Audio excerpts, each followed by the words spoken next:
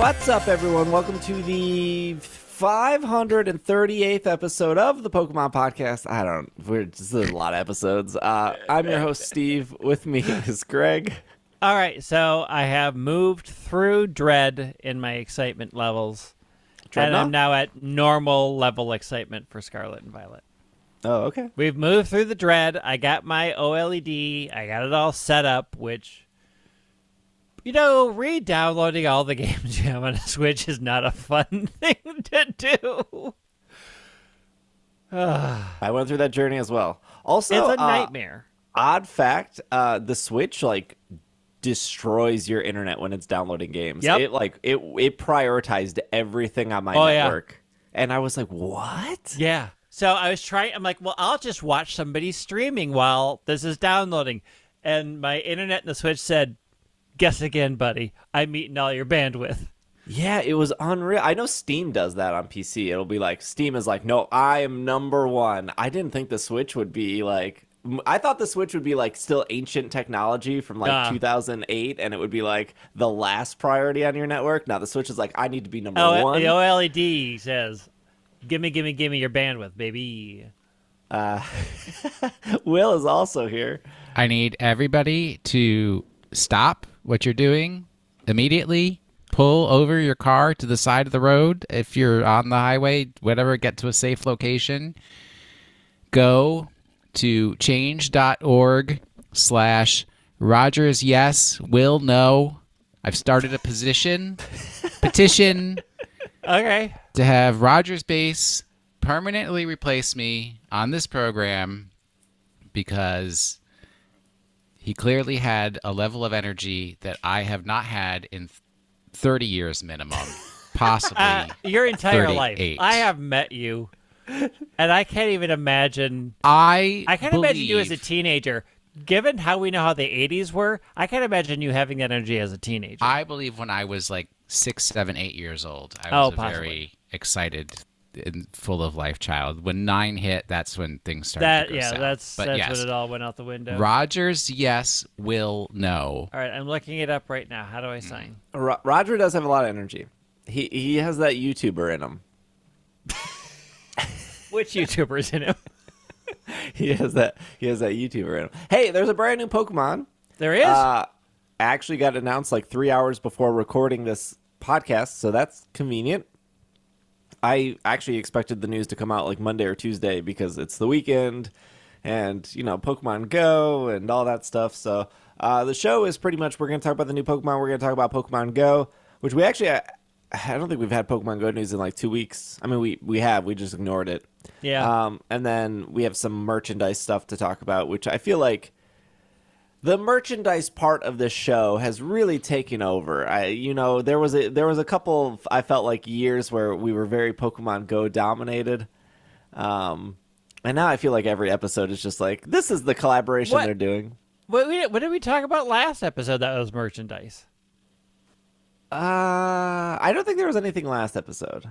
How can you say it's taking over if it's not every episode? For like 8,000 years, it was Go every episode. And I also don't believe that the merchandise segment has been the same since, what was it, Eevee Lover? Oh, no, Togepi Lover. Like, just talking about Sylveon Lover? It's Togepi Lover. Togepi Lover. Togepi Lover. Well, I guess let's start off with the first news. There's a new Pokemon. And it has a name, where yesterday it did not have a name. Yesterday its name was Coinbase or Crypto.com. We called it Crypto. We called it Cryptomon as we were walking around the mall. Yeah, really thought there wouldn't... if there was any time that Pokemon was going to get into NFTs or crypto, it would be definitely a Pokemon carrying a coin, but... a coin that I still say looks like Bronzor. Oh, I agree. I'm calling the coins Paldea and Bronzor. All the Bronzor died in Paldea, and they just turned them into coins. This is my running theory for Scarlet and Violet. Is smelting? Is that the word? Yeah, smelting. They smelted them down into coins. Well, no, that's not what that is, but let's just proceed. Smelting is a whole other thing. So the Pokemon's name is Gimmighoul. Gimme that ghoul after midnight. No, how dare you? This is Brittany. Brittany's time. No, Brittany's it's not. free. Gimme ghoul. No. Gimme ghoul. No. That's the energy the show is missing. Yeah, that. So we know there's two forms. There's chess form, which is what they're introducing here on the website, Pokemon.com. And then there's roaming form, we'll get to in a second. Well, they on the website, further down, if you go to the official page, they do have the roaming form set. Yeah. But they're giving us the weight, ability, that stuff for only chess form. We don't know if roaming form has a different ability. Well, we don't know because nobody in Paldea has ever caught it. So how would they know? No one in Paldea has caught roaming form. So we don't have any stats for it. So you can't say stats. You can make it up. We have the coin chest Pokemon. It is pure ghost type. It is 1 foot tall. That's American. It is 11 pounds. That's also American. And it has the ability Rattled. And it says, these Gimmighoul hide inside sturdy treasure chests. While this provides them a solid defense, the treasure chest's weight causes Gimmighoul to move slowly, making travel difficult. It's not uncommon for chest form Gimmighoul to be mistaken for an antique and taken home or sold to antique stores.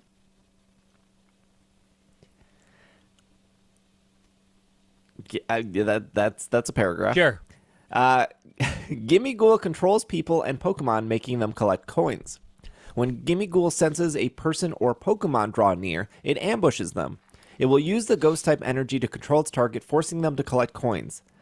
Is that supposed to be like our experience yesterday in Pogo? Yeah. Because it didn't work on you two. You guys were like, see ya. We're like, But I also didn't collect any coins. I spun a bunch of the golden Pokestops, and I didn't get any coins. I got one, and then I was like, oh, okay, I spun fine, like 50, and I ended up only getting like 10. Because it often hides in warehouses, shop corners, or other places people or Pokemon don't frequent, it tends to keep persistent control over those it does manage to encounter. And if you watch like the 1 minute trailer, it kind of shows like a new area of the game, which is like like a torn down castle area. It had a ruins feel to it. It was kind of hidden over in the ruins was this little chest. So I have a couple questions before we get to the Pokemon Go part. Is this going to be like the Voltorb of the game where some chests give you like rewards and then some, you know what I'm talking about? Like how like Voltorb was just a Pokeball and some Pokeballs you picked up and then some were Voltorb? Maybe. I mean, so there's that whole treasure quest feel. So I wouldn't put it past them to be like, there are treasure chests scattered about and sometimes there's a Gimmighoul in it. Mm-hmm. But that's like 2 gimmicks.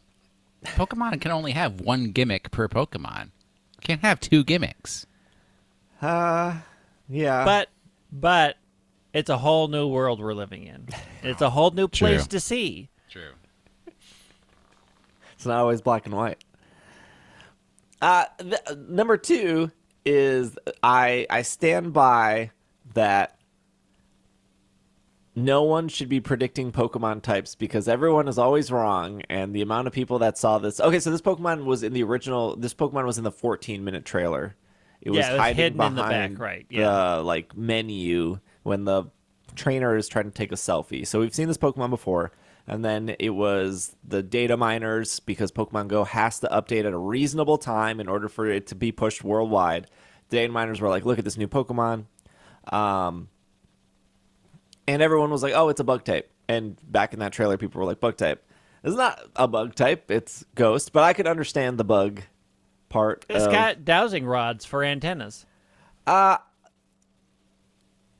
Is this based off something? Is this like a D&D thing? Is this like a... Well, so... Like a loot goblin? So is this from Diablo? The Mimic is a monstrosity that masquerades as a chest. That's like a standard D&D thing. But there's not like a mind-controlling Mimic. Mimics just grab you and eat you. That's their thing. They're hiding, and then you get close, and its big, icky, sticky tongue comes out and grabs you and swallows you in and eats you, and you're never seen again. I mean, I did think, oh, it's the mimic because of the way they describe the chest, and you open up, and sometimes there's a Gimmighoul in it. But other than that, no, it's not really a thing. I just don't know why it kind of looks like a bug. Like, the design is still confusing. I mean, so the design... I agree with Greg. It's got the dowsing rods. It's got the item on finder its head. dowsing rods. Oh, for that's what it's supposed to be. And then Yeah. its tail is a little latch to hold onto a coin. Yeah, its tail is a money clip. Its eyes are the gold coins. I liked the design. I didn't like it in Pokemon Go yesterday because I couldn't see the smile. It's very tiny. Today, I saw the smile, and I'm like, sold. I'm sold on this thing. I'm in. It doesn't raise the rating. It's not a Revard situation, but I'm into it. It's very cute. Yeah, it's cute. I wish his hands were more defined instead of weird putty things. It says Gimmighoul's roaming form. It seems like Gimmighoul has a second form. This kind of Gimmighoul doesn't hide in a treasure chest. It's small, carries a single coin on its back, and it seems to be fine. It seems it can be found all over Paldea. However, since they run away as soon as a person approaches, it seems not a single trainer in Paldea has ever managed to catch one. Surprisingly, roaming form Gimmighoul has been spotted in the world of Pokemon Go as well. It appears that Mr. Jacques, an expert on the biology of Pokemon in the Paldea region, and Professor Willow, who have been carrying alongside the research for trainers in the world of Pokemon Go, have joined forces to devise a way to catch them. Please wait for future announcements to hear about the results. And then somebody on the Self Road was bless their heart. They tried to collect as many coins as possible, and they got up to 100, and the game did not let them collect any more. Fun fact about those coins, they do take up an inventory space. True. In your menu, so that's just 100 inventory slots for who knows how long, or what that is actually going to do. I'm a bit envious. I kind of want 100 coins, but at the same time, it's probably not going to matter at all. No, you need 999 to evolve the wandering form into the chest form. Yeah, that could be. I mean, people are getting the $9.99 from the website, from the chest.pokemon.com or whatever it was that was running yesterday. Yeah. So I don't know if that's going to be also accurate. in the video, the story of the little girl, she threw in 999 coins, and then the Gimmighoul contributed the last coin, and then she was free. Then she was set free and doesn't remember anything about the last 15 years of her life. Is that not just literally the Spiritomb storyline in Legends? Yeah, kind of. I don't know if Will ever got to that part. I mean, she was one of the souls. Certainly did not. Gimmighoul is just like, I'm going to possess you and make you treasure hunt for me while I sit in the corner of this dark and antique store. So, also not surprising, and a thing I think we need to talk about is using Pokemon Go again to advertise your main series game, and vice versa. I would be curious, and there's no way to ever know because the Pokemon Company will never release numbers. I'd be curious of how many Pokemon Sword and Shield fans, or Let's Go Pikachu, Let's Go Eevee fans, because technically both of those games work, decided just to play Go for Meltan. Because you need, like, if you're there to collect the Pokedex, right? Like, you either need to trade for Meltan or you need to play Pokemon Go. Yeah. And I think the barrier to entry of getting Meltan was relatively low. I mean, you didn't have to be like a level 40 player. You just had to send a Pokemon over, open the box, catch a bunch. I'm going to argue it's a small percentage, right? But you don't need a big percentage of people like... Well, and I know one Pokemon Go player who literally sent their Pokemon to my version of Let's Go Pikachu to get the box. They weren't going to buy their own. I think you talked about this, Greg, a while ago. I can't believe I remembered this. But at the park, not the park, the Victory Road. Victory Memorial, yeah. You said there was like a tent and people would bring their Switch, and then there would be like a line of people that would just want to get the Meltan thing. So I obviously there was. Now I don't want to use the word excitement, but there were people that wanted it.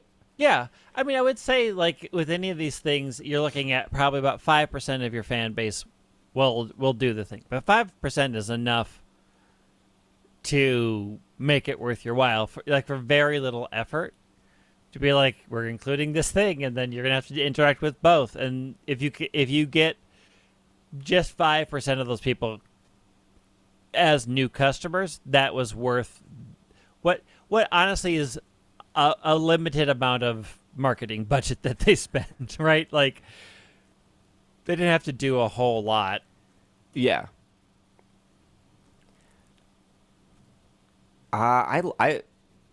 So we did Community Day yesterday at the good old Mall of America. Very packed yesterday.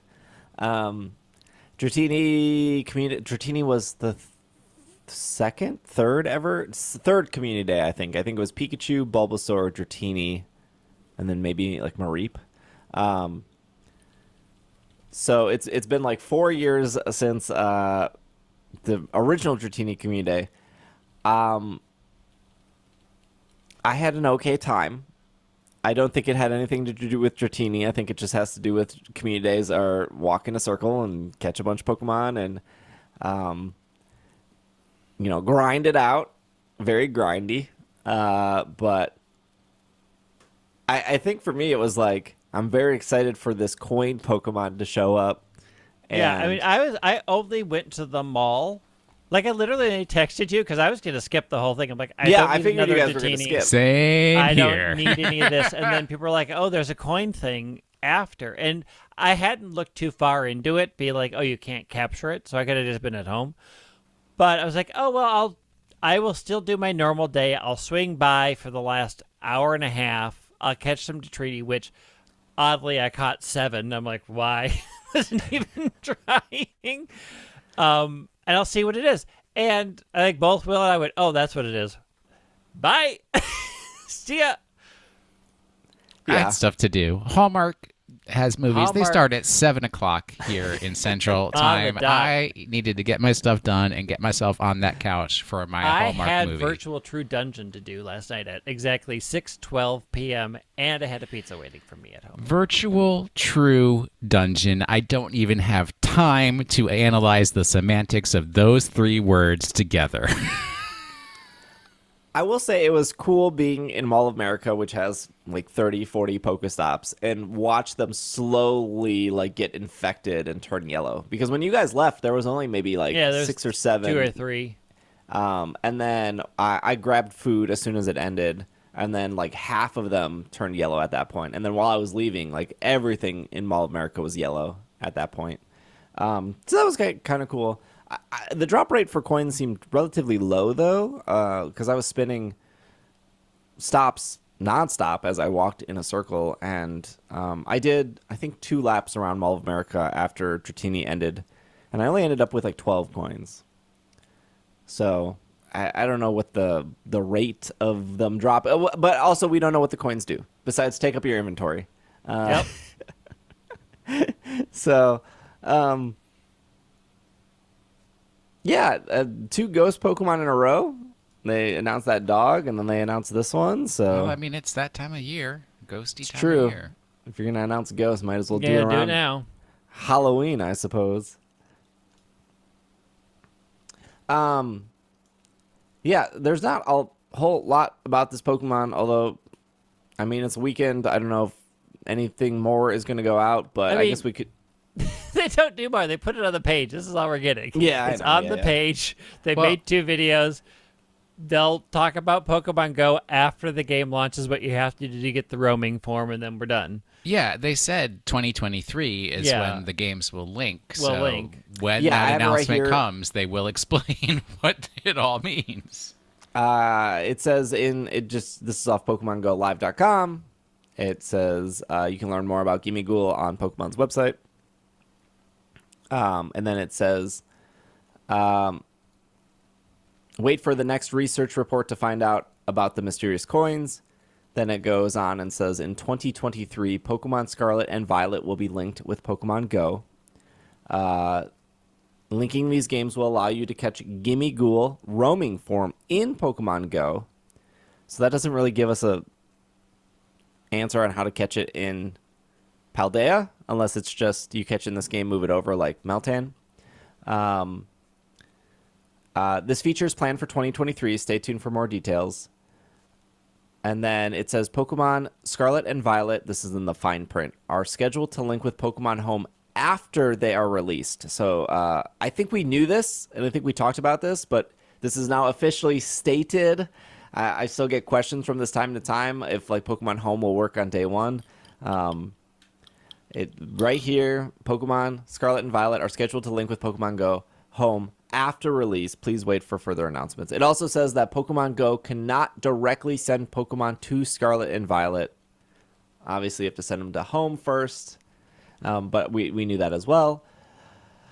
I think the fastest a game has worked with Pokemon Bank, I should say, was was Ultra Sun, Ultra Moon, which was, I think, about 2 weeks. Sun and Moon was that whole joke of like 3,000 years where like, they got delayed. I don't remember how fast Omega Ruby Alpha Sapphire was. Was that like a month, I think? A month sounds about right. And then BDSP was a nightmare forever. 8 million years. Scarlet, Sword and Shield was... Well, that was when we were officially waiting for Home. Now we were waiting for Home, and then Home wasn't Home a surprise drop at the beginning of December, if I remember correctly. Hey, Home is here. What? Was Home in December? I thought it was in like March. No, it was the surprise because you were all kind of scrambling, like how did this happen?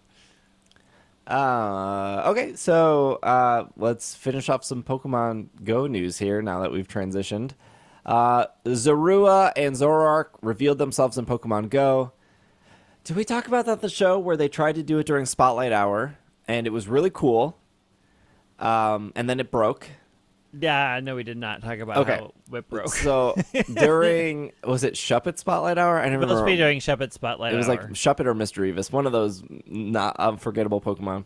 So ideally what was supposed to happen is at the start of Spotlight Hour for like 5 minutes, your buddy Pokemon would appear everywhere in the wild. And then when you try to catch your buddy Pokemon, it would turn into Zorua. So it was supposed to appear at the 5 minutes of Spotlight, and then at the end, it was supposed to be October 25th. It was the same day the dog was revealed.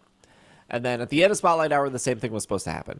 So if you had like I have Sigilith right now as my buddy, so Sigilith would appear in the wild, which is like really weird to see because that's normally only like Egypt. If you had like a shiny Dratini, that would appear. And if you had something like shiny Kyogre, you would see these huge Kyogre shinies spawn in the wild. But what happened, what broke, was when you caught the Zorua, because it would be Kyogre, you would catch it, it would turn into Zorua, the Ditto thing. It would keep the CP and the IVs of the Pokemon that was already your buddy. So if it was like a 3,000 CP 1515 Kyogre, all of a sudden you would have a 3,000 CP 1515 Zorua, which Zorua CP can't even go that high. So they rolled that out, obviously, in everyone's favorite test region, New Zealand. And then they realized that it was not working because of the CP copying. So by the time it got to Australia, which is your second test region, they turned it off. And then they maybe were going to fix it. And then they were like, we can't fix it. And then it was disabled for the rest of the day. And then when they brought it back, which was about like a week later, what they changed was just, your buddy Pokemon would appear in the wild, not a bunch of them, just like one or two. And then when you catch it, it would turn into Zorua. But they had to disable the Pokeball Plus because the Pokeball Plus would still copy what was happening in New Zealand. Like the Pokeball Plus couldn't figure out Zorua. So you have two instances of you have a really cool thing that Niantic came up with, and unfortunately it broke. But I will applaud them. I think that was a great way to introduce Zorua. I think it was really clever. I think it was really... I felt like everyone was genuinely excited when it started happening in New Zealand. And I did see people like talk about, oh, I want to switch this to be my buddy because I want to see a bunch of those in the wild, and that would be cool. And then you have the classic Niantic problem of it breaking, which is like a bummer. Like, you know, we've been doing this show for so long, but... deep down, I think we want to see Niantic succeed, and we want to see them get like a win every now and then. And it's like they're just taking L after L after. Like, they just didn't get this to work. And then they fixed it a week later, but then they took another L because they had to disable the Pokeball, the Pokeball Go Plus, or the Pokeball, what was the other one? Pokeball Go. And then the Pokemon Go Plus. I think that's what it's called. No, it's the Pokeball Plus, and then the Pokemon Go Plus. Is that what it's called? Yes. Okay. So they disable those two devices. There may or may not be other devices out there, but we're only talking about official devices. All those devices got disabled. And then that gave a pretty big uproar of a small group of people that use these devices. And I will say it's a small group of people that use these devices because they are for hardcore people. And we know that, you know, the Sylph Road, one of the most angry places to talk about the Pokeball Plus not working, they are the minority. And like, they are the minority of Pokemon Go players. Yes, they are the most hardcore. Yes, they want to know every single thing about how the game works. No shade to them, but they are in the minority. They are not the vocal majority of Pokemon Go players. But they were really upset that it wasn't working, and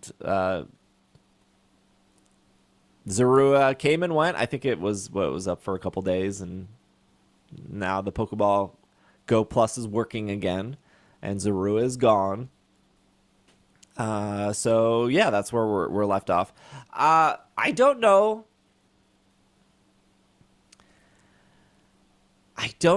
Like, the logistics of, as somebody who owns multiple Pokeball Pluses and Pokemon Go Pluses, and I use them pretty frequently. I don't know how I would really feel if, like, there was a day where Niantic was like, all of these devices are not working. Because that day could come. Let me tell you how I felt. Because Niantic, it's amazing to me that they can do push notifications the instant that somebody sends me a gift in Pokemon Go, but they can't do a push notification of, say, an alert about something happening in the game. So I went out for my daily walk in which I use my Pokeball Plus. I have a reason. I know why. It wouldn't connect. Would not connect. Would not. I had no idea why. I thought there was something wrong with me. How dare you, Niantic, make me feel like there was something wrong with me when you had the problem. And then a day later, I found out about it being disabled for Zorua. Part of the problem. From my understanding, okay, so obviously when somebody sends you a gift, that's all automated by the game, right? So that's why you get that notification. From my understanding, and from who I've talked to around the Pokemon world, I'll say that, is Niantic cannot send you a push notification without the Pokemon Company's approval. Japan, not America. So in disabling that feature, for them to send you anything, that it would be outside the norm of normal gameplay. Obviously, like, they're not sending you the feature themselves when a friend sends you a gift. That's just like automated through the game. They have to have Japan approve any messages that they're sending out. That is not a wise decision, and that's I'm not not good business.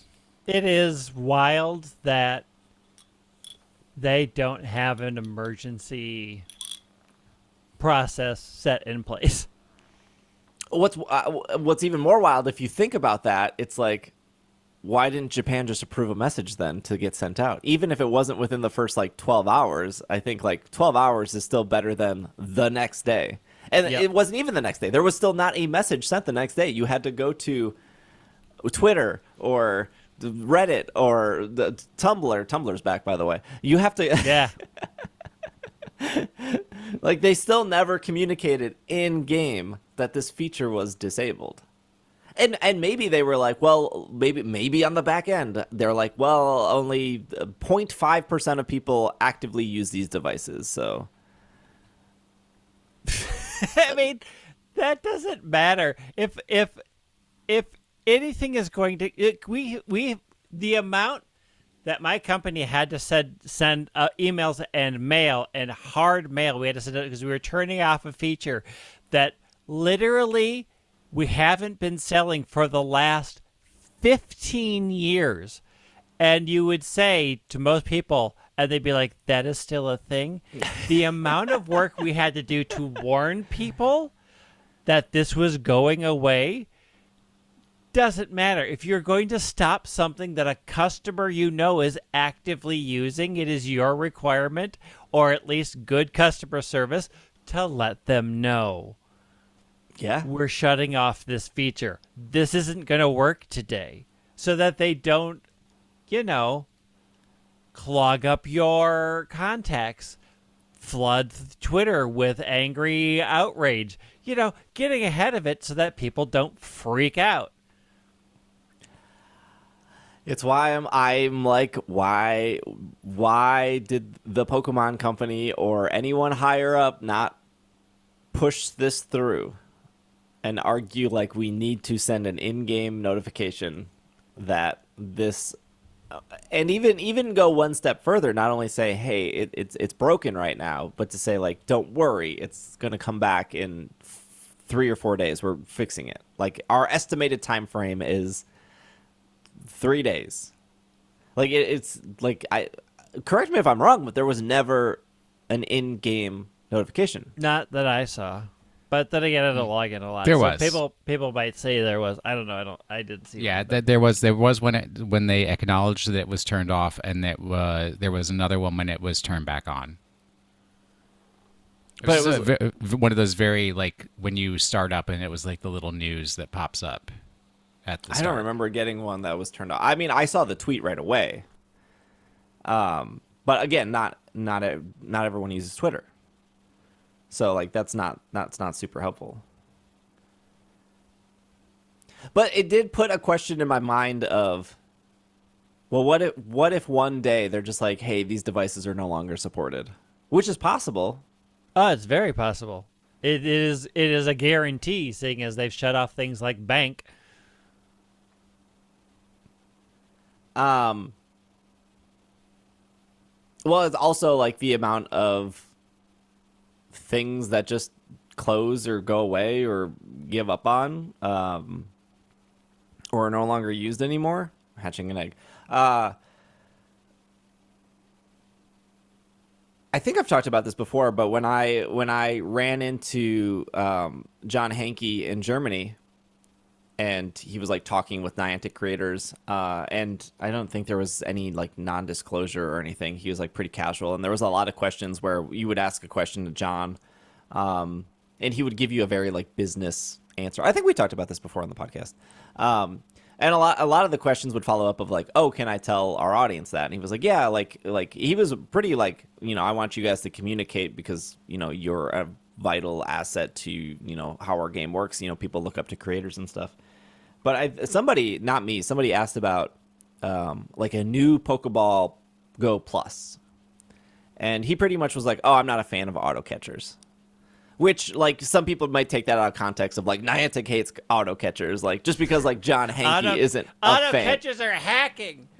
Just because John Hankey isn't a fan of auto catchers doesn't mean other people on the Niantic team, like, believe in that, right? Like I could not be a fan of something, but that does, like, whatever, right? But then somebody else asked about Sleep, because Sleep had that auto catcher supposed to put under your pillow kind of thing. And his answer was like, I don't really know about that. That's all the Pokemon company. That's vaporware. Not us. That's all vaporware. It's all crypto. But yeah, there could be a point. I mean, like here's a really great feature, right? that happened in Pokemon Go, because we could bring up features that happened with cell phones or features that happened with Apple or Android that have just like disappeared, whether or not. Look at how many things that users used in Google that just vanished because Google was like, we're sick of this. What a specific issue or a specific situation in Pokemon Go was they had an app that worked on the Apple Watch, and it would tell you what Pokemon were around you. It would show you your eggs. It was a whole thing, and they discontinued that. And I think part of the reason was like not a lot, like it didn't really work the way they wanted it to, and not a lot of users used it. But it could be the same thing with auto catchers one day. I'm not saying they should. I like my auto catcher a lot, and I use it for certain play styles. But there could be a day where they're like, you know what, no more auto catchers. And it was funny because I saw like a couple comments on the Silph Road of like, well, I spent $50 for this 5 years ago, so if this is staying off forever, I should get my $50 back. And I was like, what? What?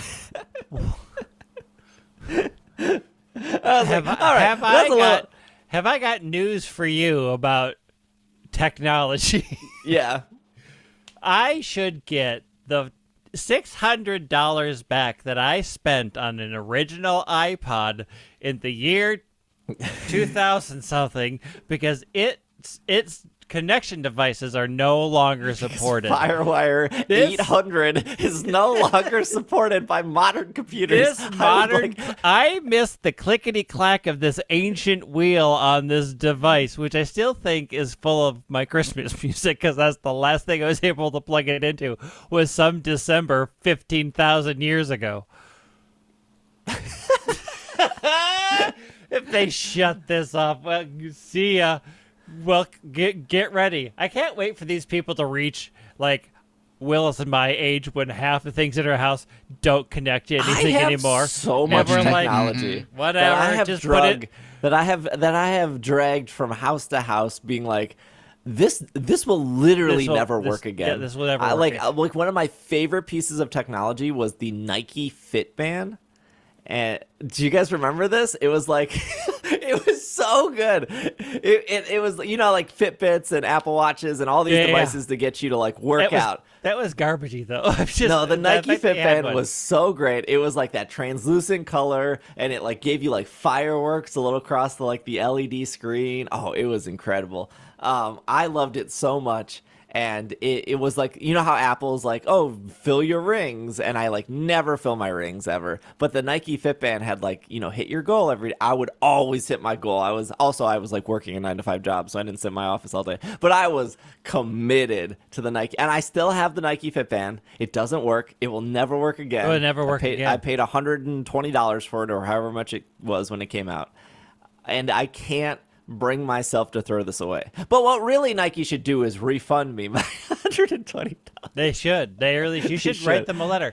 I have 2 drawers in my basement full of wires and connections and devices that I'm literally holding on to in case at some point I think I need to get something from that, or I need to hook something up, and I don't want to go through the hassle of finding like a Radio Shack in the middle of Wyoming that still has these hookups.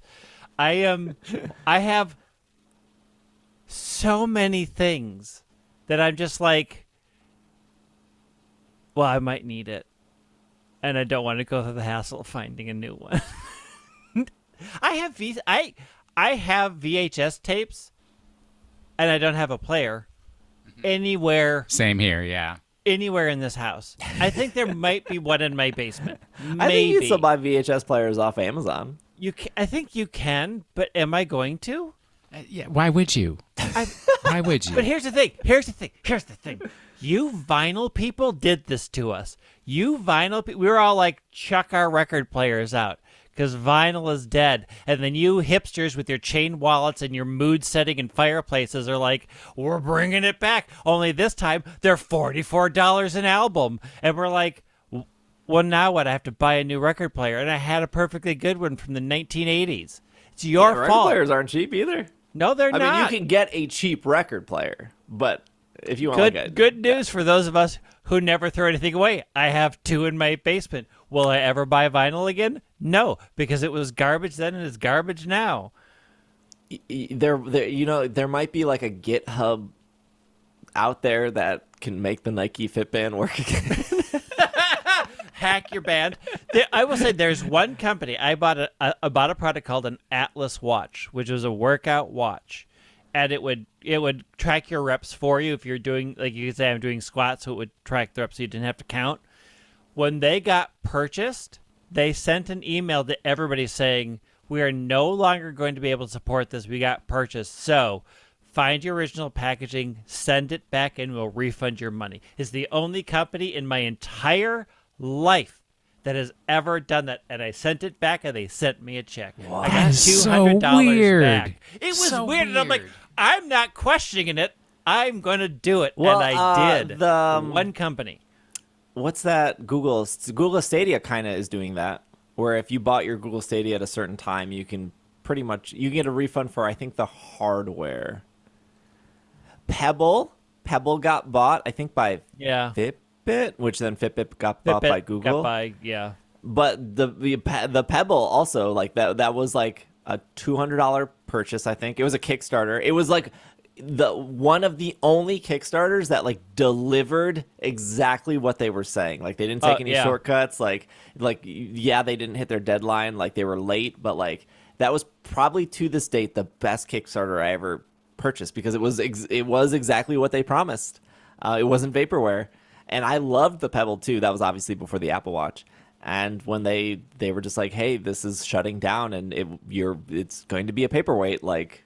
But there were a dedicated fan base that like made third-party Pebble software to keep it running. It was way I too remember much. you trying to sell me on a Pebble for a lot, and I'm like, no, because that sounds like obsolete wear in 5 years. And guess what? I was right. I think it lasted about 4.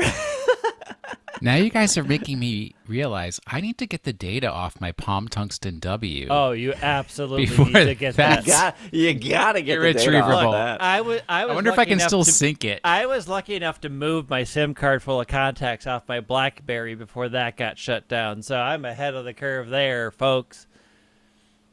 There was a car tracking software that was called Automatic. You Yep. put it in the little bottom of the, I don't know what that port is called.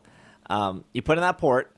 It had 3G built into it. There was no monthly payment. You paid $100 for the little device, and then it would track your miles, which is great if you're reporting mileage for business stuff. It would track how much gas you would use. It would give you the standard error codes that like that little port gives you in case whatever.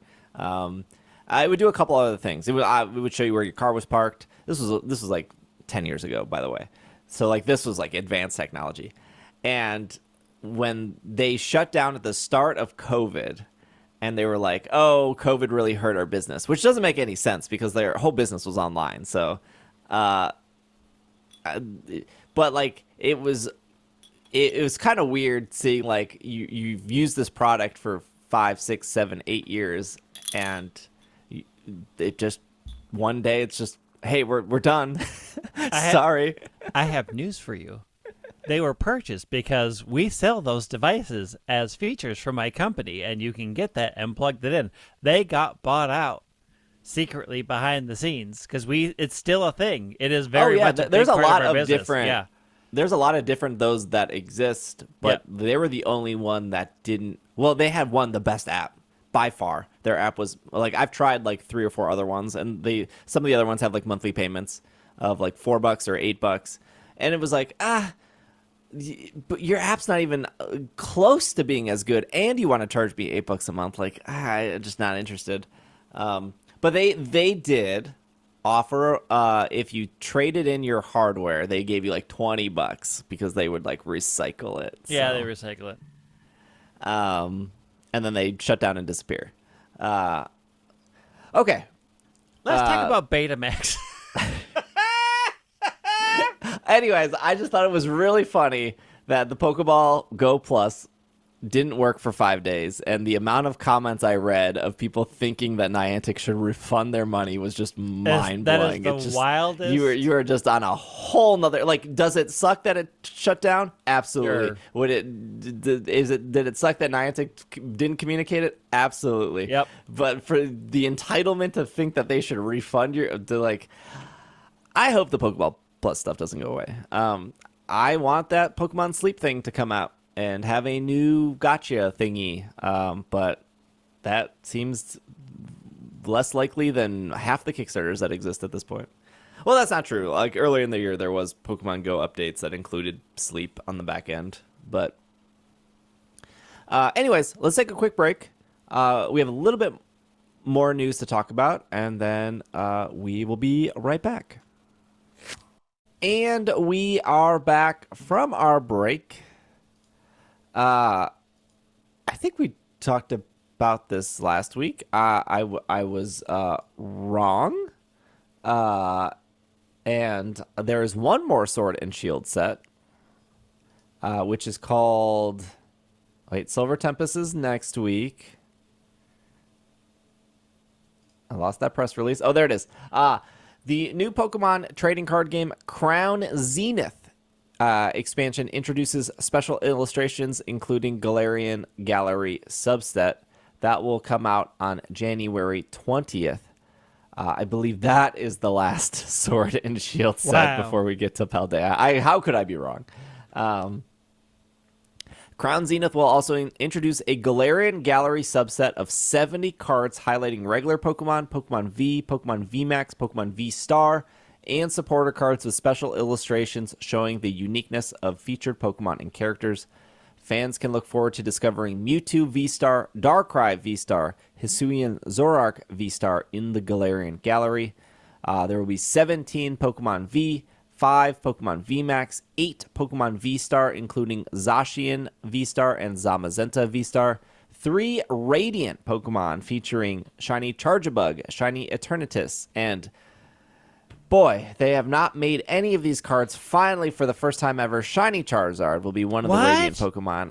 Unreal. They should really give Charizard its own collection. They really called do. The Yeah. Charizard collection that is now available.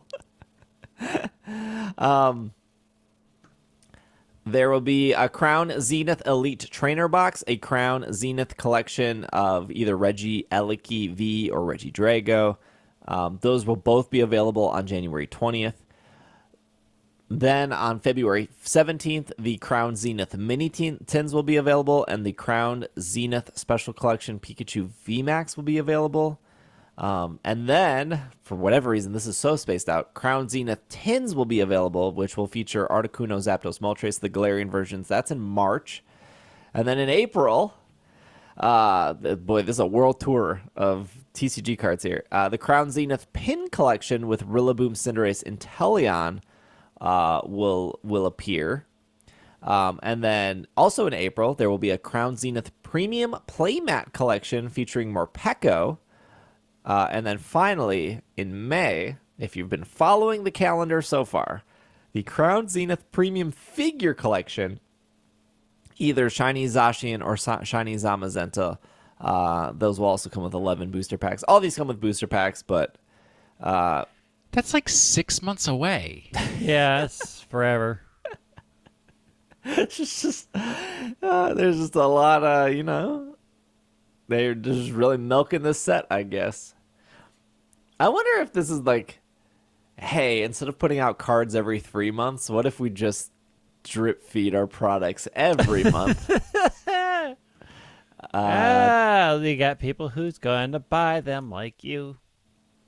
Yeah, I mean, if there's anything we can say about the Pokemon TCG is their art has continued to get better and better and better every set. I hope those artists are getting paid well because they are just blowing it out of the water. Every new set is just like, wow, how can this art get better? And they're like, wait till next month. Sneakernews.com. Only the I'm sure sneakernews.com is the premium news outlet here. PUMA takes on the Kanto region with a collaboration Pokemon collection.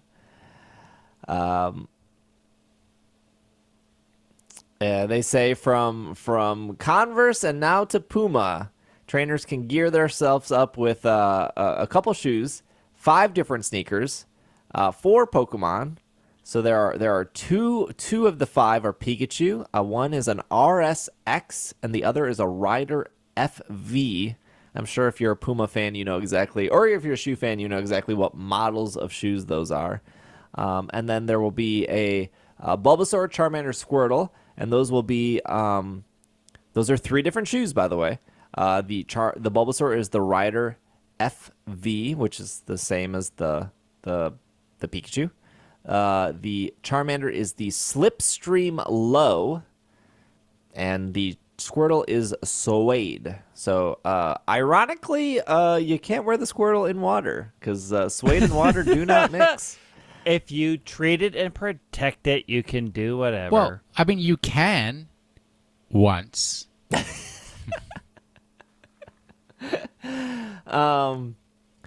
These shoes are supposed to drop on November 12th. They do come in adults. They come in GS, PS preschool? And infant sizes. I don't know what GS and PS are, but are you guys Puma fans? No. High end, yes. Pokemon end, no. Oh, okay. So GS is grade school. Oh, okay. PS is preschool. I was right. TD is toddler infant. I guess. I don't have kids, so are you a Puma fan, Steve? Are you a Puma head? A Puma knight? Puma head. When we were shoe shopping, Greg, we did try on Pumas, but I think all of them have pretty high arch support. Yeah, you didn't like any of them. Yeah.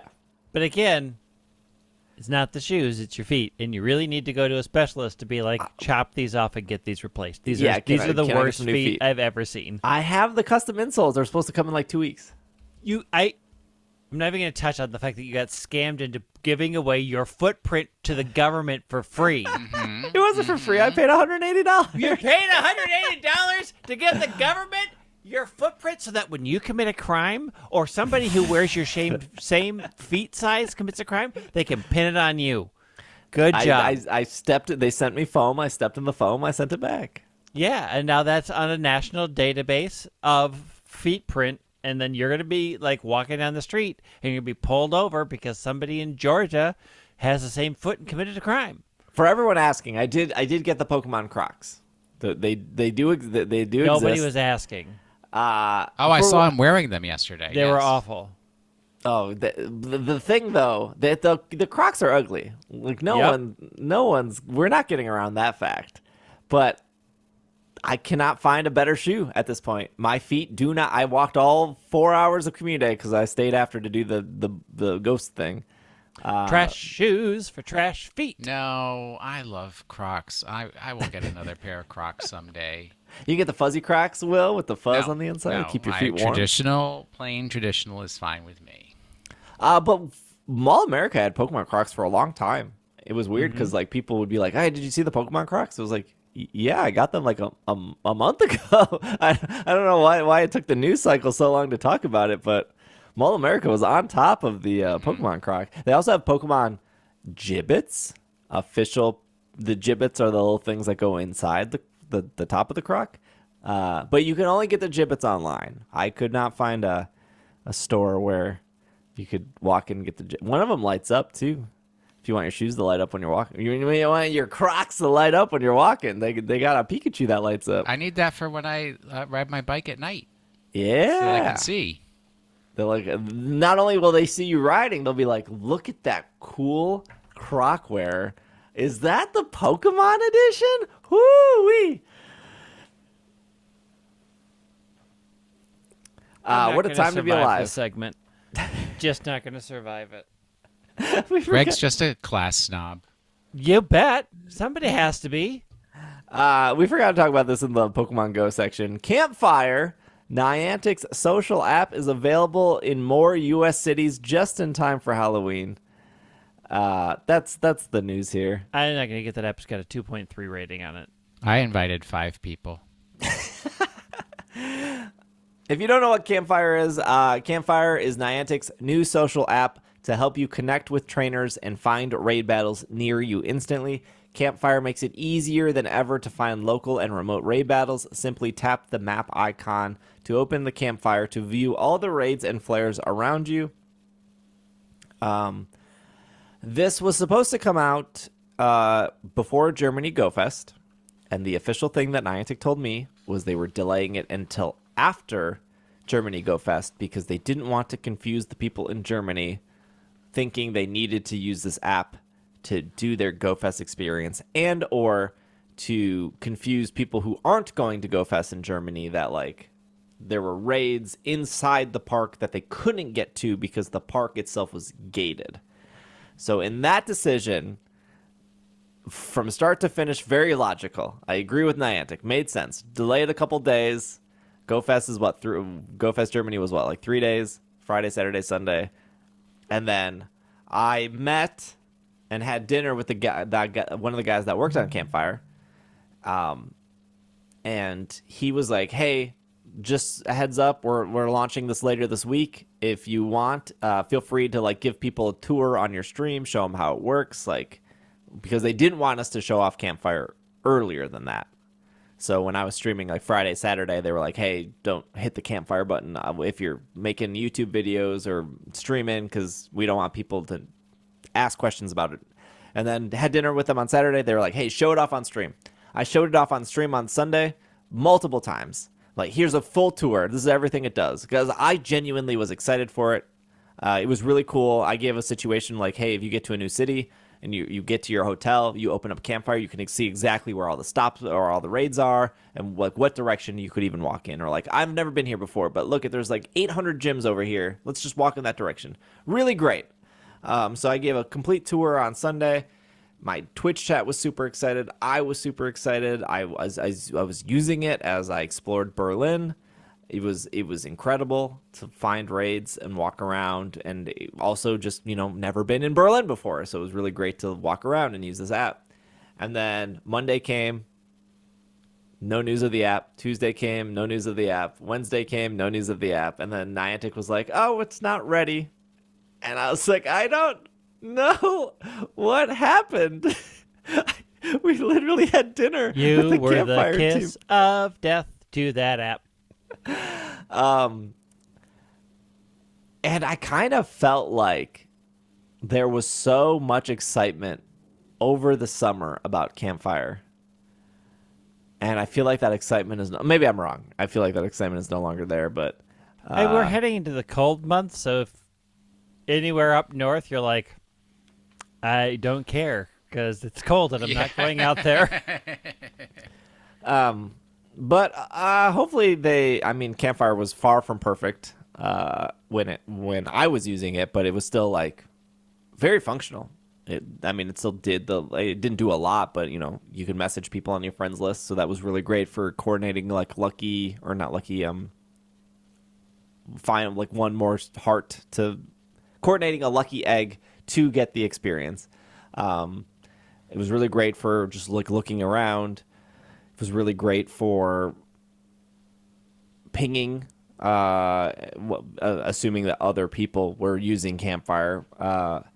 But yeah, I hope this app does well. It's rolling out to more people. I believe if you have access, you can invite 5 other people. So yeah, it works. I don't think it's the most amazing app, but it does work for what they want it to work for, which is primarily finding raids and messaging people on your friends list. That does work. So that's out. Final bit of news here is there is a new holiday collection. They added more stuff since when we last talked about it. I think last time we talked about the holiday stuff, they added more trains and more buildings. And I think a couple years ago we complained that they were resin and not ceramic. They are still resin. Yep, they're still bad. But they added a bunch of knit sweaters. They have added a lot of knit sweaters. They added some pins. They added the Galarian starters, I think, are now. Sorry, the Paldean starters are now there. They're getting into the Ornament game. Sorry, Ornament game, which their ornaments are $17. That's pretty average. That's reasonable. Yeah. That's pretty average for ornaments. As a person who is in the ornament game, as in I buy a lot of ornaments, that's not that surprising. Although there's a lot of people who are like, oh, the balls look so good. I'm like, if your tree is just all balls, you got that weird minimalist tree that's only good in, like, Pictures?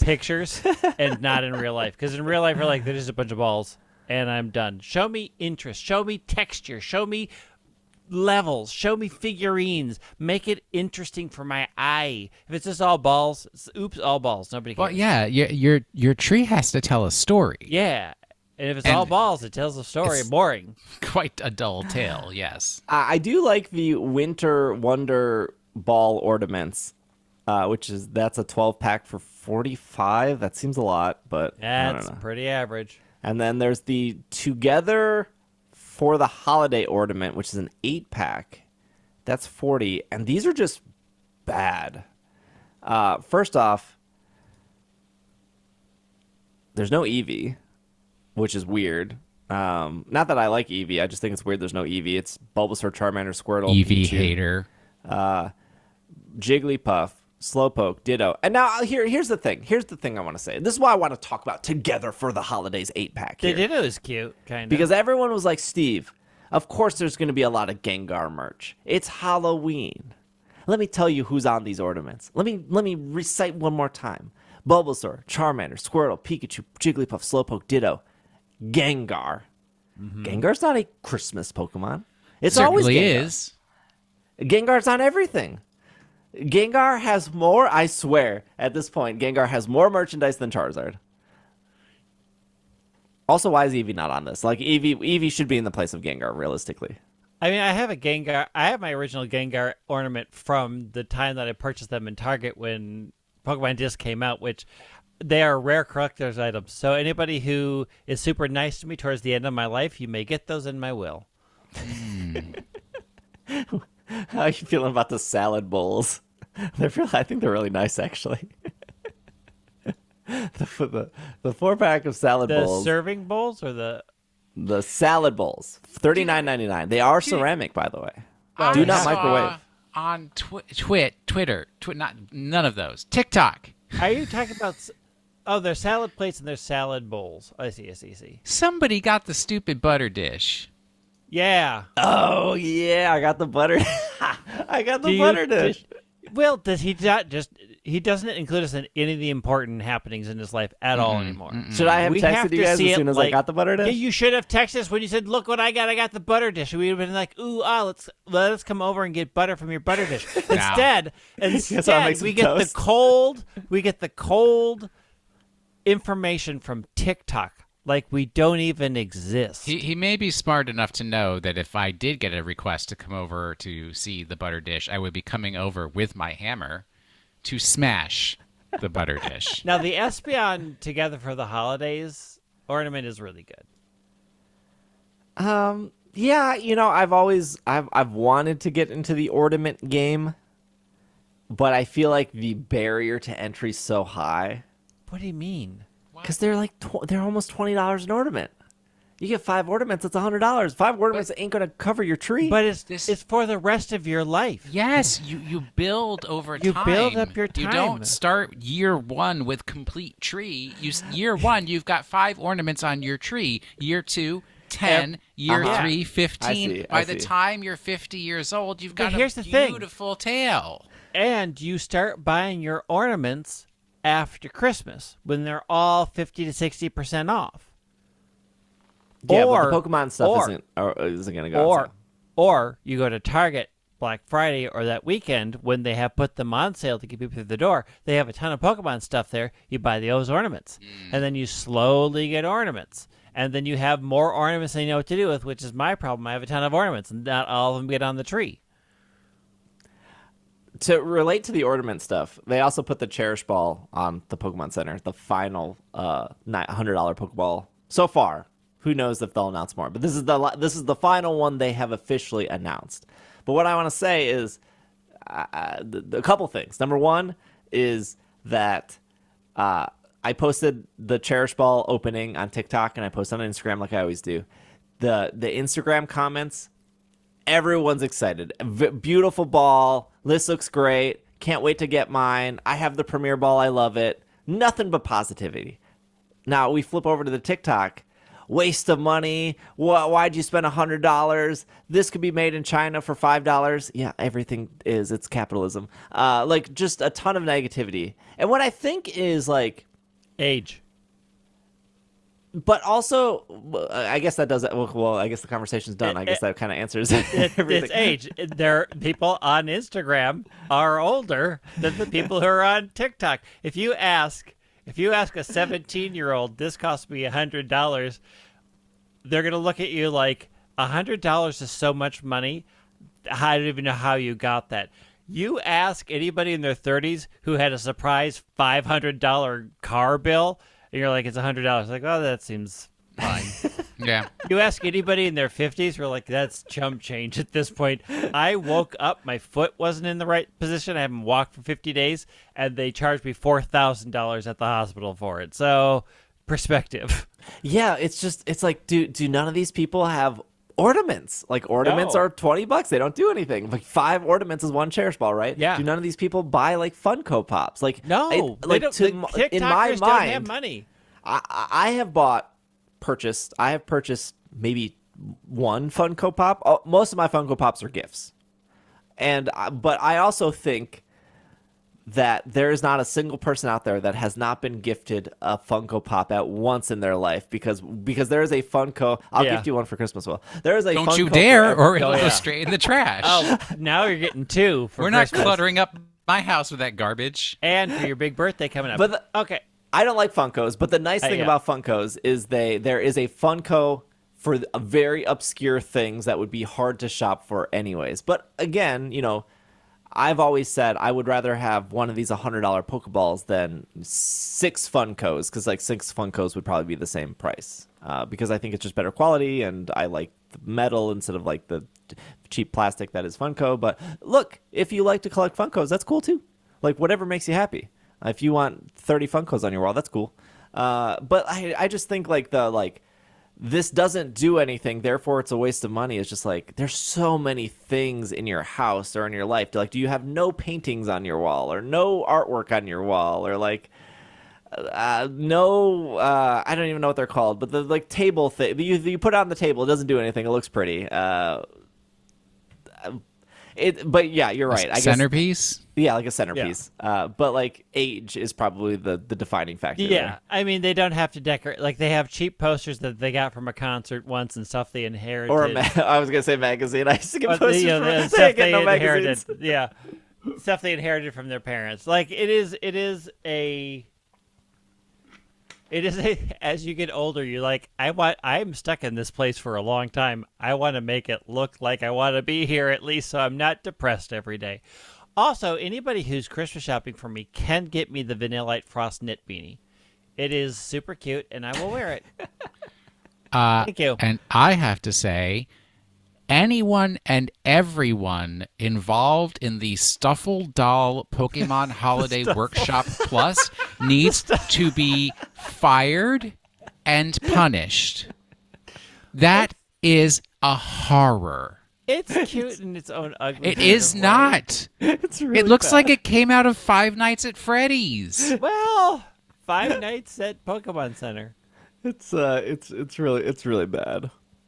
Like, beyond its eyes and the oddly stitched mouth thing, why are the ears wrinkled like that? It's a well-loved stuff. No. It's just an atrocity. I mean, it reminds me of Raggedy Ann and Andy, right? Like, that's sort But this of isn't called worn in. Raggedy Stuffle. I mean, it should be. It could be. Pokemon. Would you buy something called a Raggedy Stuffle? Did we not If I all like buy stuff- Raggedy if I Ann like and the Andy Pokemon, in maybe. the 70s? I don't like Stuffle that much. I literally thought it was a Mimikyu Stuffle doll until I clicked on it and saw that it was actually just Stuffle. Question of the week.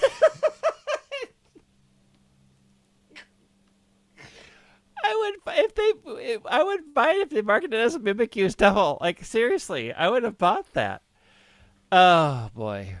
Just like me, they want to hear the question of the week. Carpenters love it. I think we got a lot of new listeners because of Roger being on. Obviously, Roger does his own podcast, has his own audience. So if you came over there, welcome. Stick around. This wasn't really a question, but I think it turns into a question. But this is from... wasn't a question, but we'll make it one. Well, there was a lot of comments in the last episode, so it was kind of really hard to dig. But I did like this one. Masu Rika, maybe is how you say it, says, I've noticed a lot of comments stating hatred comments on the YouTube video. I don't think we stated that. I've noticed a lot of commenting stating hatred for Nuzlocke, and it's a waste of time. I would like to point out that what people perceive as a waste of time differs from the majority between people. Yeah, I think I mostly just wanted like a discussion around this. I don't think... well, first, are you going to address the controversy of coders coming for Roger's head, saying that it's just an easy thing to code a Nuzlocke in there? The amount of people who do coding are like, excuse me? I think we need to address the controversy that Roger isn't a coder, and if he's led you to believe that, at him on Twitter. When we have guests on, unless I know the guest is going to come back multiple episodes in a row, or like we at least know like a second or third episode is scheduled. Like there are things I disagree with what people say, but like when Roger was like, "Oh, my favorite game is Heart Gold Soul Silver," I was like, we just cannot spend 30 minutes talking about. We could, but we already were running a really long show. So when he was like, "Oh yeah, coding is really easy," I was like, we can't unpack this bomb of lies that have been laid at our feet." Yeah. So to go back to the YouTube comment, I don't think the show said that we dislike Nuzlocke or Nuzlocke were a waste of time. No, I don't think they're a waste of time. I can see why other people would, because it is very tedious, and but also the people who might say, "Oh, Nuzlocke are super tedious and a waste of time," then all of a sudden they're turning on and off their video game 3,000 times to get a different colored starter Pokemon, and then the Nuzlocke people would be like, "That's a waste of time." So. 100% correct that the what people perceive as a waste of time differs between people. 100%. I'm going to state this as my official stance. If you're doing something that brings you joy, it's not a waste of time. Yes. There are worst. If you have ever had to sit in a 4-hour line at the DMV trying to get tabs for your car, that's a waste of time. Playing a Nuzlocke in your spare time because you enjoy it, doing it, knitting right now, not a waste of time. Oh, of course, because I'm making a blanket that will keep somebody warm at some point. I mean, us doing this podcast, not a waste of time. Although Obviously people not. could argue that it is. Anyways, I've left a lot this episode. My official stance is if you are enjoying it and having a good time, it is not a waste of time. Stop feeling guilty about doing things that make you happy, provided they are not actively hurting other people. Yeah, there's a new form of Nuzlocke. I'm doing air quotes for the podcast people, called Ironmon. Oh, I've seen this. Yeah, which is you can only use one Pokemon the entire run. So, but if you catch a new Pokemon, you can replace it with your other Pokemon. But everything is randomized. Nintendo doesn't like that, by the way. And even if I did play randomizers, I don't, because that's not why I come to Pokemon. I come to Pokemon for mostly the collection aspect. That's why my Pokemon home is a hot mess. But when I watch other people do Ironmon and I see how many times they've restarted, and it's like 1,265 times, I think to myself, I cannot imagine playing the start of Heart Gold Soul Silver on a randomizer 1,200 times. I simply cannot The one I imagine. watched was Fire Red or Leaf Green, and I'm like, I cannot talk to Oak that much. I can't. No, please no. And you know, I watch a lot of it, and you know, they get their starter Pokemon, and the rival just has something that even if it's not super effective, they just have better moves, or they just have an obvious, and then the CPU wins instantly, and there's no skill there, right? There was literally nothing you can do. They got a better Pokemon with better moves. You got a bad Pokemon with bad moves. You literally cannot win. It doesn't matter how good of a player you are. And to see that situation play out so many times, I think to myself, yeah, that's a waste. I could never do that. But to those people that like Ironmon and they like the excitement of finally getting a Pokemon with good moves, or finally making it past the second gym after 500 resets of, like, I get it. I get why people want that randomness / artificial difficulty, because like literally the game is just rolling 8 million dice at once, and hopefully they fall in your favor. But yeah, I look at that and I go, that is not for me. When I did a shiny badge quest in X and Y, which for those that don't know, it's pretty much like you catch a shiny, you battle the gym, you catch another shiny, and then because you have 2 shinies, you can now do the second gym, and then you get another shiny, and now you have 3 shinies, so you can do the third gym. Just you know, a fun way to, like, I'm just gonna shiny hunt between every gym, and it kind of forces you to like use Pokemon that you might not use, right? Like a Nuzlocke is like, oh, I've never used an Oddish, but the Oddish was the first one I ran into. You were like, I've never used a Manectric, but like I got a shiny Manectric, so I guess this is what I'm using.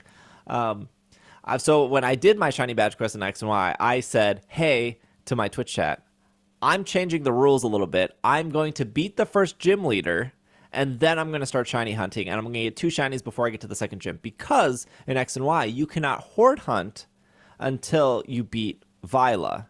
I think that's her name. And I wanted to horde hunt because obviously that would be a little bit quicker instead of just running around 1 in 4,000. And there was one person in my Twitch chat who I don't remember their name. They seemed like a new viewer, but they were so mad I wasn't following the rules. They were like, I can't believe you haven't reset first. They were so mad. And I was laughing because it was like, bro, like no one's calling the cops on me. Like, it's okay. Guess what? Will and I are starting a new Nuzlocke police force. The Nuzlocke Police Academy, yeah, so the NPA. You can call our special hotline. It is going to be a 1-800 hotline, so you will have to pay for charges to get in touch with us. Or you can buy a subscription service for $9.99 a month, in which we will monitor everybody's Nuzlocks and then call them and come and arrest them and lock down their game. Should I get a badge next to my name for that? You're not a part of this. You're a criminal. Nuzlocker. You've already admitted to your criminality. We are as soon as somebody pays us $9.99 a month, we're coming for you. We're coming to I see. We're going to lock down all of your switches. The other thing I wanted to say, I put in the show notes here, that I got an email about us ragging on people who PSA grade their cards, and they pretty much said they like to PSA grade their cards for preservation purposes. And I've never had a problem with that. I just want to be clear, never had a problem with that.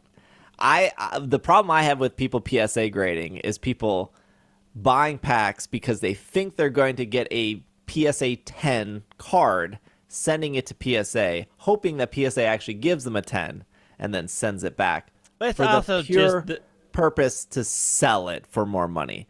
It's also just the fact that PSA grading is completely subjective. Correct. And we had people argue on our YouTube, Greg, that like we didn't know what we were talking about for PSA. You can look up videos of people who get like a Charizard. PSA gives them an 8. They crack it open. They send it back and they get a 9. And they crack it open again and they send it back and they get like a 7. And they crack it open. These exist because it's just a human. It's just a human. And yes, they have guidelines, calls. and they have like a machine they run it through. But at the end of the day, there's not like a PSA police that's like like arresting them. If that person had a great day and they're just feeling really generous, There ain't nothing stopping them from putting a 10 on that card. And if that person, if their boyfriend broke up with them that morning, and they got to go into work, you better believe they're probably giving everything a 7 and not an 8, because I mean, in a world where we know if you're holding a hot beverage or cold beverage when you're meeting a person for the first time, it will forever change how you feel about them. Do not come at me that PSA grades are completely objective. I mean, come on. But anyways, to answer that email, I myself have 3 cards that I would want graded for zero reason to ever sell. I just want them in the hard plastic. I will probably send them to Beckett because I like Beckett's labels better than PSA. One is like a Japanese Cramorant. But like, I have zero desire to ever sell that card. I don't think it's a 10 either. I think realistically it's probably like an 8 because there are very few Pokemon cards that are a 10. This is why I don't ever suggest people to buy a bunch of Pokemon cards hoping to get a 10, because have you opened a pack of Pokemon cards? They're the most crooked, misprinted things in the entire world. If I could get a PSA 10 non-holographic Charmander, that would be a miracle, because boy, those cards are so badly cut. Anyways, yes, if sending your own cards to get preserved to PSA makes you happy, no shade to you. By all means, do that. I'm just calling out the people who think they're making a quick buck off Pokemon, because that ain't happening as well. It might happen again, but the whole like COVID boom of Pokemon is that ship has sailed. Fading fast. Pokemon of the week. All right, last week's Pokemon. Let me pull this 2 weeks thing ago, up which here. I still don't remember 2 what it weeks. was. Yes, it's. Oh, you know exactly what it is. When I read it again, you'll know, Greg. This okay. Pokemon with a strangely deep and feminine voice based on an animal you used to be able to buy in a cup or plastic bag at the school fair learns 2 moves named specifically for the physical feature on top of its head. It's. What are you typing? What are you typing back there? I know. I typed in the Pokemon that I think it's gonna be. Well, you say it. It's Seeking. You said thing on top of its head? It's Goldeen. Goldeen. Oh, I was close. Goldeen. Yeah, I forgot. Okay. Let us know if after the 80s you ever had street events or school fairs where they gave away goldfish in bags. You could Yes. buy goldfish or win them in contests. Yeah. Did you have that? Because that was, I think back. Are you and asking me? Yeah, it feels like it was. yeah. It feels like it was a fever dream when it happened to us, and it No. was really Well, common. because you would always bring it home, and your mom would be pissed because Yeah, she'd be what like, am I "Why gonna do do you with have this? this? What are we Why going to did do you- with this?" Where are we gonna put it? Because we don't have. You just don't have a fish bowl. Yes. You don't No. have When food. I was 16, or maybe 16, because I would have been working at Panera Bread, and that would have been in Brookfield, Wisconsin, and there was a church fair or whatever, and it was like right in between the church and the Panera. There was like a whole fair, and they had like 4 rides, and they had a bunch of, it was a very tiny fair, but they had the fishbowl thing where you throw the ping pong ball into the bowl, and then if you got it, you got that fish. So I won that. It was like $2 or something for like 5 balls. And then I don't think the fish lasted like more than 48 hours. No, because no kid knew how to do fish right. You dumped it into a tap water, and the thing was like, well, I died now. Well, yeah, and the other thing that they don't tell you about goldfish is even though they're a freshwater fish, they kill other freshwater fish because they secrete ammonia. Yeah. I mean, to be fair, the one thing they do right is goldfish aren't schooling fish, so you don't need more than one, but they appreciate having more than one because they are social fish. I mean, and goldfish, there's temperatures. Like, the whole thing is, like, there's a lot that goes into me just giving kids fish at a fair. Oh, wait. While you guys look up details about Goldeen, one last goldfish story. At the freshwater lake aquarium in Duluth, Minnesota. Yeah, which is very lovely. They have these massive tanks where they have lake fish, and it's like they're very tall so that you can see like fish at different depths. And in one of those is a single very large goldfish, because goldfish will get large if they're fed big. and they have the space. And the caption basically says, "We thought this was another fish when it came in. It turned out to be a goldfish, but it lives here now, so we're not going to get rid of it." Wait, is the Duluth aquarium better than does Minneapolis have an aquarium? No, Bloomington. Mall of America. The Mall of America, but no, the Duluth Aquarium is one of the only all freshwater aquariums it's really that nice. exists, and it's an amazing thing to see. It is really well done. It's well kept. It was built recently, which means post 2000. They did a lot of work into it. You can see a lot of native Minnesotan fish that you just don't ever see. You can pet a sturgeon. You can pet a sturgeon. Well, you can pet a sturgeon in a lot of places. Like, the Minnesota Zoo has an aquarium, right, for all the exotic, like sharks and saltwater and all those things. The Duluth one is solely dedicated to freshwater fish, which generally you don't find in most. Like, they'll have some small ones, but most people are like, I want to see a shark. I want to see an angelfish. I want to see something weird and creepy. And, like, these are fish. These are the fish that you run into the lakes. Fish. And they're gorgeous. And if you go to Minnesota and you're going to Duluth, I strongly suggest going to the aquarium. It is a good experience.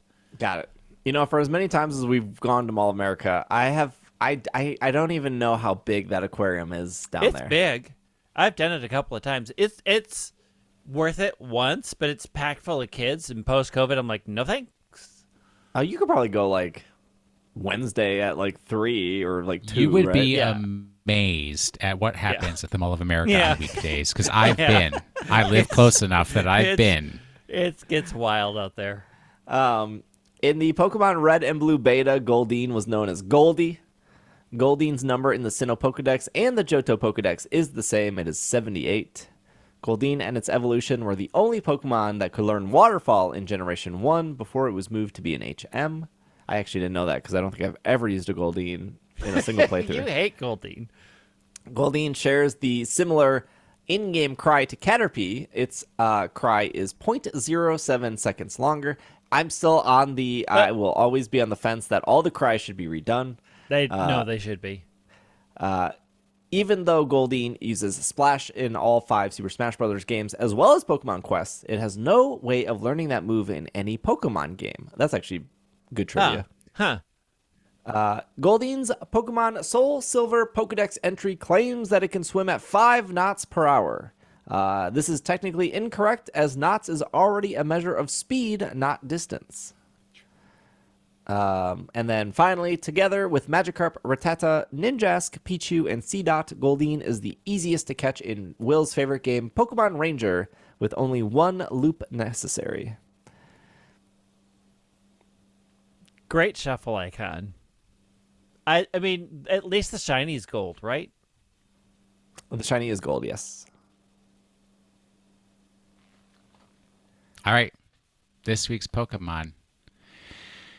This regal and rotund late edition evolution Pokemon features an inverted Wi-Fi indicator emanating from negative dimension Gengar's head on its torso. Got it. All right. Well, if you made it to the end, congrats. You're here. You're here. A couple of things that are going to be happening this month. Number one is I will be streaming Scarlet and Violet on Twitch on the 18th when it comes out. I'll be starting at noon Central Time. So if you decide to download the game at midnight and start playing it, you will already be ahead of me by the time I start on Friday.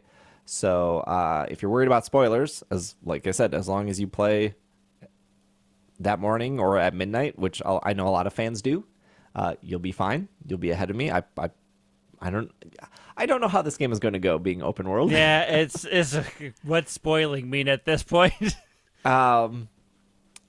We will be doing a giveaway for a Nintendo Switch OLED, the Pokemon thing. I got 2 of them, one for myself, upgrading from my Animal Crossing one, which I don't... where are we selling? Are we still using eBay at this point? Is that... Sure. Yeah, Do you have all the original packaging? I do. I'll give you $100 for it. Tempting. I mean, do it. Bird in the hand, buddy. Bird in the hand. Just to get rid of it. Very tempting. So yeah, look for that giveaway. Probably will go up on the 14th. I'm assuming. I still have to like set it all up and do all that stuff. But we will be giving away a Nintendo Switch Nintendo Switch OLED, the Pokemon one. I have it in my hands. So I have it too. not vaporware.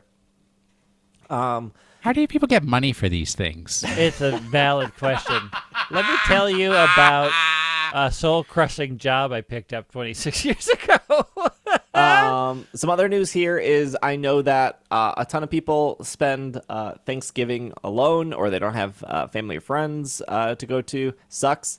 I will be streaming on Twitch that day, so if you have no Thanksgiving plans, or you do have family but you want to get away from them because they're annoying, I'll be streaming on Twitch that day as well. So giving you a heads up if your Thanksgiving plans fall through, I'll be around to keep you company. But yeah, we have a lot of exciting things. If you want to support the show, you can do that on Apple Podcasts. You can subscribe. You can get a 2-week free trial. If you want to try it out, you get ad-free episodes. You get bonus episodes.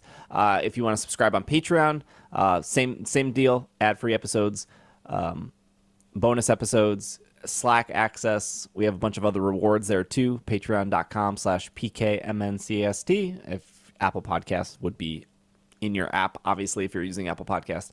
Otherwise, Greg is at White Wing. Will is at Washing the Sink. I'm at Dragging a Lake on Twitter. Twitter probably won't exist in like 6 months, so none of this matters. You can follow. Or it could be something truly glorious. It could be the hottest garbage wasteland that everybody wants to drive through and see. You could pay money to drive through that wasteland. Yeah, you could. $8,000 for a tweet. If you want to follow on other things, Instagram, TikTok, YouTube, Twitch, all that stuff, PKMNcast. Otherwise, this has been another episode of the Pokemon Podcast, and we are... Super effective. Super PSA graded at a 10. All of us. Certified.